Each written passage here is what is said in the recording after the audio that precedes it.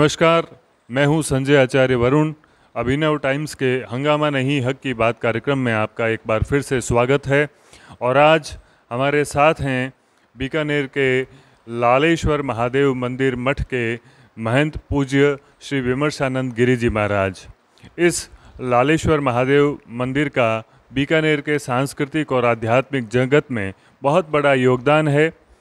पूज्य स्वामी जी बहुत ही सक्रियता से बीकानेर में आध्यात्मिक चेतना के लिए निरंतर जुटे हुए हैं। आइए बात करते हैं पूज्य स्वामी जी से। स्वामी जी, आपका बहुत बहुत स्वागत है। बहुत बहुत आभार है आपका संजय जी। सबसे पहले, जैसा कि लोगों की जिज्ञासाएं होती है, हम सब की भी जिज्ञासा है। पूज्य स्वामी जी का जीवन बहुत ही प्रेरक और अनुकरणीय है। हम जानना चाहेंगे कि आपने गृहस्थ जीवन से आध्यात्मिक जीवन में प्रवेश किया, संन्यास जीवन में प्रवेश किया, तो ये प्रेरणा आपको कैसे किन से मिली, उनका हम स्मरण करना चाहेंगे। जी, वस्तुतः तो कोई भी प्रेरणा, जो मूल प्रेरणा होती है, वो ईश्वर ही देता है। ईश्वर की प्रेरणा को समझने के लिए व्यक्ति को, परिवार को और समाज को समय लग जाता है। बचपन में ही कुछ ऐसे शौक़ थे कि मैं सबसे कुछ अलग ही व्यवहार करता था, तो लोगों को लगता था कि ये कुछ सामान्य काम नहीं करेगा। लेकिन जब पूज्य गुरुदेव के संपर्क में आना हुआ, और उस वक्त मैं लॉ कर रहा था, तो स्वाभाविक है कि बहुत सारे प्रश्न दिमाग के अंदर थे। तो गुरुदेव को सुनने के बाद मैंने प्रश्नों की झड़ी लगा दी, लेकिन गुरुदेव ने जिस शालीनता से इतना हमारा सम्मान करते हुए एक एक प्रश्न का जवाब दिया ना, तो हम गदगद हो गए। और वो पहला दिन था, उसके बाद से मैं लगा कि जीवन में अगर कुछ करना है तो लगभग वैसा ही करना है जैसे गुरुदेव कर रहे हैं। फिर कुछ ऐसी परिस्थितियाँ बनी कि गुरुदेव ने इतना स्नेह दिया, सहयोग दिया, सम्मान किया, तो इस दिशा में हम आगे बढ़ते चले गए हैं। स्वामी जी, आप जिस गद्दी पर हैं, जिस पद पर हैं, वो एक बहुत ही जिम्मेदारी का काम है, एक बहुत ही बड़े दायित्व का काम है। तो ये सब आप इतनी जिम्मेदारियां अपनी आध्यात्मिक साधना के बीच ये सब कैसे मैनेज कर रहे हैं? या बिल्कुल, आपने बड़ा गंभीर प्रश्न किया है। मैं ये निवेदन कर दूं कि पूज्य गुरुदेव जब बीकानेर आए थे 1994 के अंदर, आते ही पूज्य गुरुदेव ने इस पूरे मठ के संचालन के लिए एक पब्लिक चैरिटेबल ट्रस्ट बनाई थी, मानव प्रबोधन प्रन्यास। पूरे मानव मात्र का ऑलराउंड डेवलपमेंट हो, इस भाव को लेकर। और गुरुदेव ने उसके लिए माध्यम चुना श्रीमद् भगवद गीता को।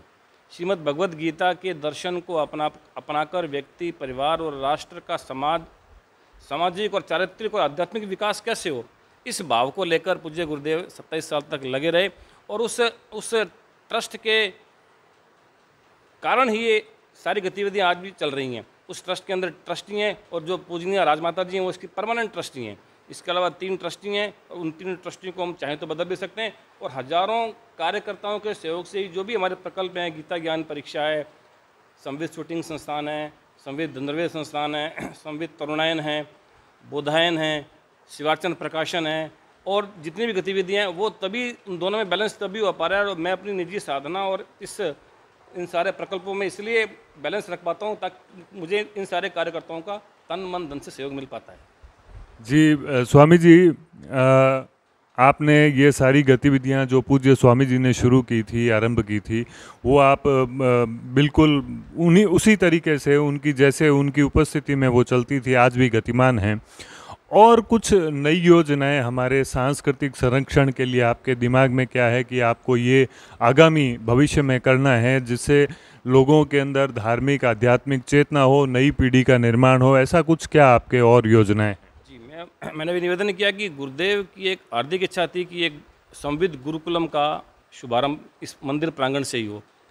हमने बहुत प्रयास भी किया, लेकिन किसी भी कारण से वो हो नहीं पाया। तो ये अभी भी हमारे दिमाग के अंदर है। उसी की भूमिका के रूप में हमने संविद तरुणायन एक संस्था का निर्माण किया है। उसके माध्यम से वर्तमान की जो बाल पीढ़ी है, किशोर पीढ़ी है और युवा पीढ़ी है, उन तीनों ही पीढ़ियों को भारतीय संस्कृति का एक परिचय देना, ताकि वो अपने जो उनका पर्टिकुलर विषय है उसमें वो एक्सपर्ट होने के साथ साथ वो भारतीय संस्कृति से यदि ओतप्रोत होंगे ना, यदि उनके हृदय स्थल के अंदर भारतीय संस्कृति का बीजारोपण हो जाएगा, तो वो एक साथ न केवल स्वयं का बल्कि पूरे राष्ट्र का भी चहुमुखी विकास कर पाएंगे। इसी भावना को लेकर संविद बोधायन शुरू किया जा रहा है। और हमें पूरा विश्वास है कि ईश्वर ने चाहा तो उसी से कुछ बच्चे निकल कर अगर आगे आएंगे तो हम एक गुरुकुल का जो रूप हमारे दिमाग में उसको भी पूरा करने का प्रयास करेंगे।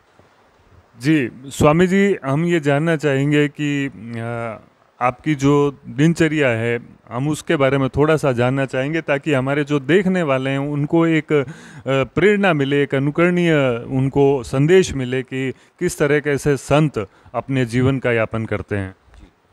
शास्त्रों में एक सन्यासी के लिए एक आ गया है कि जिसने सब कुछ त्याग कर दिया वो सन्यासी है। लेकिन जो यहाँ मुझे भूमिका मिली है इसमें संत और महंत दोनों के दायित्व हैं। तो महंत के दायित्व के साथ साथ संत का दायित्व निभाना का मतलब अपनी जो दैनिक दिनचर्या है उसको शास्त्रीय अनुसार पूरा करने का प्रयास करना। उसके लिए हमारा प्रयास ये रहता है कि भाई ब्रह्म मुहूर्त में उठकर जो अपनी निजी साधना है उसको कम से कम 2 घंटे से लेकर 4 घंटे तक करने का प्रयास करें। कई बार ऐसा होता है कि व्यवस्था होने के कारण ब्रह्म मुहूर्त में चाहकर भी नहीं उठ पाते, लेकिन समय तो रूटीन ये रहता है कि ब्रह्म मुहूर्त में उठकर अपने दैनिक कार्यक्रम से निवृत्त होकर जो पूज्य गुरुदेव ने बताया है, जो मंत्र की साधना बताई है प्लस जो ध्यान की साधना बताई है उसको पूरा करके फिर गुरुदेव ने कहा कि बिना स्वाध्याय के साधना अधूरी है। तो जो पूज्य गुरुदेव का साहित्य है, बड़े गुरुदेव का साहित्य है या जो भी संविद साहित्य है या उसके अलावा जो भी गीता रामायण आदि शास्त्र हैं उन पर फोकस होकर हम तभी उससे कुछ सीख कर आगे कुछ कर पाते हैं। तो उसमें साधना के क्रम के अंदर 10 बजे तक तो यही होता है। उसके बाद 10 से 12 बजे तक हम गद्दी पे आ जाते हैं। गद्दी पे जो भी, चूँकि ये जो मंदिर है ना वो एक चारों तरफ से कच्ची बस्ती से घिरा हुआ है, तो इसके अंदर हर तरह के व्यक्ति आते हैं और वो एक अल्लड़ स्वभाव के होते हैं। वो तो उनको गेट खोलना होना चाहिए, बच्चों या जवानों भागे भागे यहाँ आते हैं, क्योंकि गुरुदेव का स्वभाव था कि भाई जो भी बच्चे आते थे वो प्रसाद के रूप में टॉफ़ी दिया करते थे। तो हमने उस परंपरा को बनाए रखा है। 12 बजे प्रसाद का समय होता है।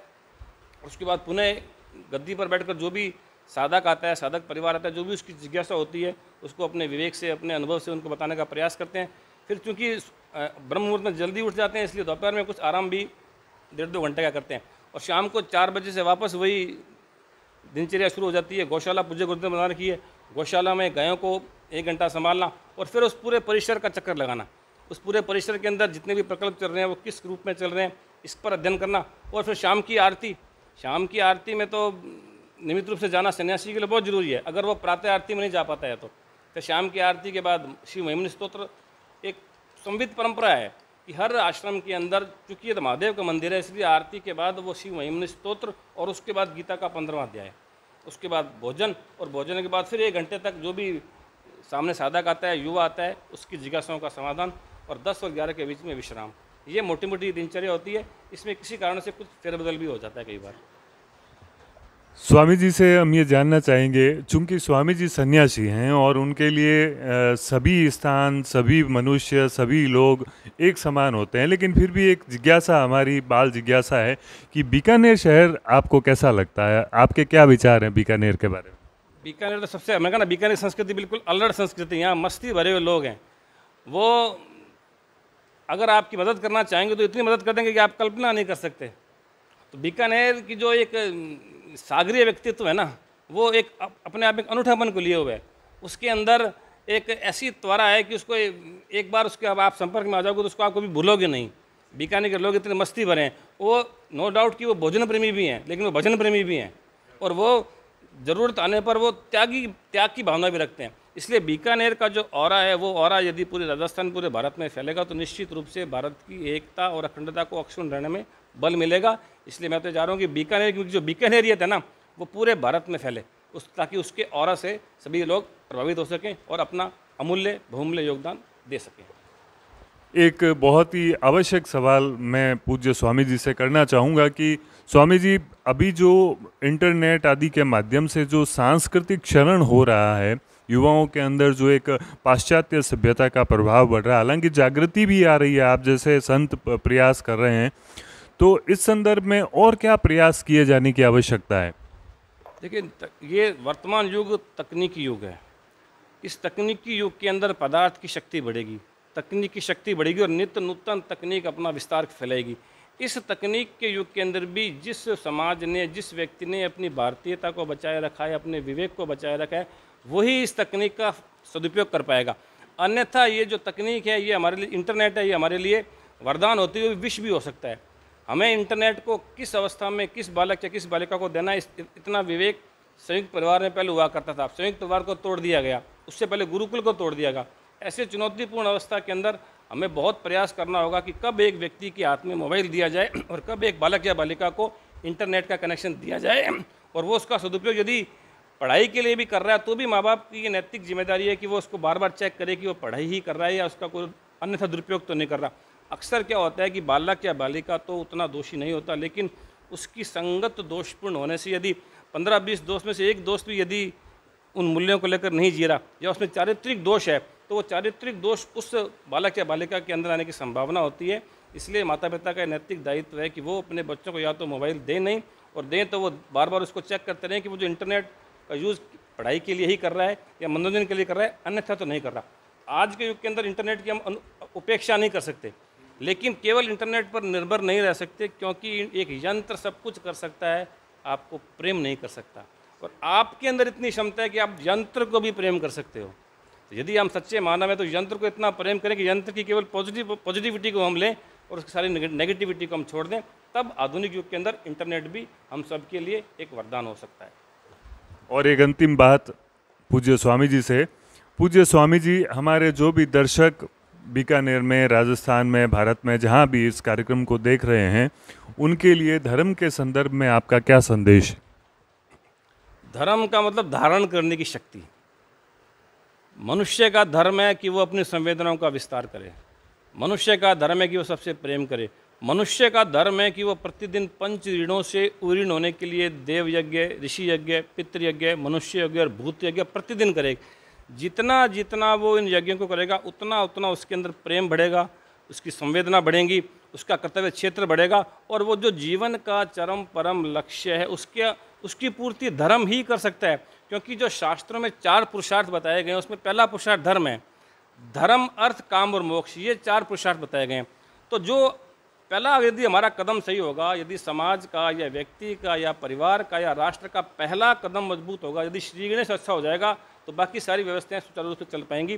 तो धर्म अर्थात ईश्वर के बनाए हुए नियम, यदि हम ईश्वर के बनाए हुए नियम पर चलते हैं तो हमारा सर्वांगीण विकास हो जाएगा। यदि हम ईश्वर के बनाए हुए नियम को जितना जितना तोड़ते हैं उतना उतना पहले व्यक्ति टूटता है, फिर परिवार टूटता है, धीरे धीरे राष्ट्र टूट जाता है। तो हमें धर्म के सच्चे स्वरूप को बदलना है, जितने भी मानवीय मूल्य हैं उन पर चलने का प्रयास करना है, तभी हम सच्चे अर्थों में धार्मिक हो पाएंगे। एक धार्मिक व्यक्ति यदि चरित्रवान नहीं है तो सच्चा धार्मिक भी नहीं है। यदि उसका भोजन सात्विक नहीं है तो सच्चा धार्मिक भी नहीं हो। क्योंकि धर्म केवल एक पूजा पाठ की पद्धति तक सीमित नहीं है।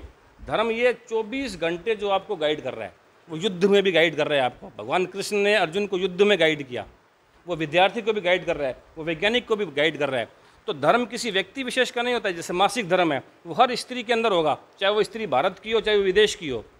औषधि का धर्म है, तो इस तरह से मानव का भी धर्म है कि वो अपनी संवेदनाओं को विस्तार दे, अपने कर्तव्य क्षेत्र को विस्तार दे, और भारत को नहीं विश्व को भी एक परिवार मानकर आगे बढ़ता चले। पूज्य स्वामी जी ने बहुत ही महत्वपूर्ण बातें कही हैं। अगर हम उनको जीवन में, आचरण में उतारें तो जीवन की दिशा बदल सकती है। बहुत ही कम समय में हमने बहुत ही ऐसी उपयोगी जानकारी और ऐसे उपयोगी ज्ञान तथ्य महाराज श्री से प्राप्त किए। ये हमारा सौभाग्य है कि अभिनव टाइम्स परिवार को आज पूज्य स्वामी जी का आशीर्वाद मिला। हम उनका हृदय से आभार करते हैं। धन्यवाद स्वामी जी।